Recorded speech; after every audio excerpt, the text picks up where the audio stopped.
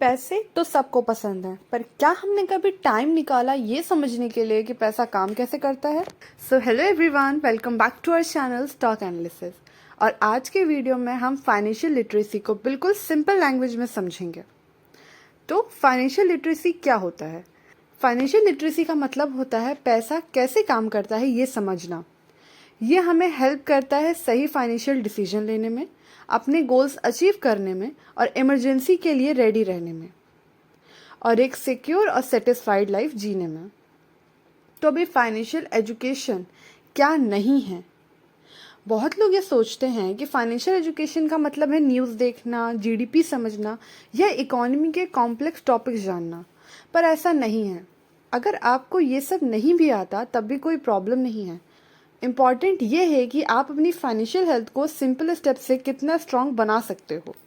उसके लिए ज़रूरी है कुछ इम्पॉर्टेंट स्किल्स का आना, क्योंकि फाइनेंशियल लिटरेसी एक जर्नी है और इसमें कुछ इम्पॉर्टेंट स्किल्स आनी चाहिए, जैसे कि आप कितना कमाते हो और कहाँ खर्च करते हो। अगर आपको यही नहीं पता कि आपका पैसा कहाँ जा रहा है तो सेविंग पॉसिबल ही नहीं है। सेकेंड, फाइनेंशियल गोल सेट करना। फॉर एग्जाम्पल कि मुझे एक साल में 50,000 रुपये सेव करना है फ्यूचर के लिए। 3, बजट बनाना। एग्जाम्पल के लिए सैलरी का एक फिक्स्ड पार्ट रेंट, फूड या सेविंग्स के लिए रखना। 4th, सेविंग की इम्पोर्टेंस को समझना। 5th, लोन को सही तरीके से मैनेज करना। 6th, इंश्योरेंस लेना, हेल्थ या फिर लाइफ कवर।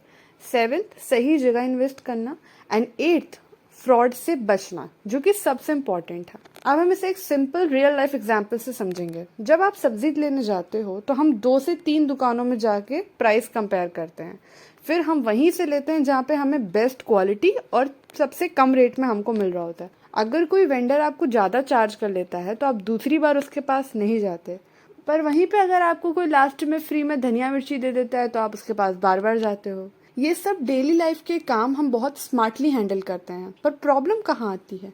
प्रॉब्लम ये है कि जितनी स्मार्टनेस के साथ हम ये छोटी चीजें हैंडल करते हैं उतना ही बड़े फाइनेंशियल डिसीजन में नहीं दिखा पाते, और ये गलती हमसे कई लॉस कराती है। अभी हम देखेंगे ऐसे ही कुछ कॉमन फाइनेंशियल मिस्टेक। तो सबसे पहला, किसी फ्रॉड प्लान या स्कीम में इन्वेस्ट कर देना, जैसे कि पैसे डबल, 25 दिन में पैसा डबल। हाँ, कुछ ऐसा ही। दूसरा, बिना रिसर्च या फंडामेंटल जाने शेयर मार्केट में इन्वेस्ट करना। फॉर एग्जाम्पल, किसी रैंडम टिप पर आपने 10,000 लगा दिया और 100% रिटर्न एक्सपेक्ट किया। ये तो बिल्कुल अंधेरे में गाड़ी चलाने जैसा है। Third point, unknown multi level marketing schemes में पैसा लगाना। 4th पॉइंट, इंश्योरेंस कितना और कौन सा लेना चाहिए ये ना समझना। 5th, एड्स देखकर पर्सनल लोन ले लेना।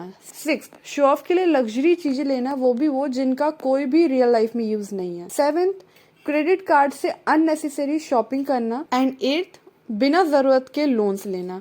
ये सब चीजें फाइनेंशियल प्रॉब्लम क्रिएट करती हैं। याद रखो कि आपकी फाइनेंशियल नॉलेज ही डिसाइड करती है कि आपकी ग्रोथ की डायरेक्शन और स्पीड का लेवल क्या होगा। तो अगर आप फाइनेंशियली अवेयर हो तो आप एक बेटर लाइफ जी सकते हो।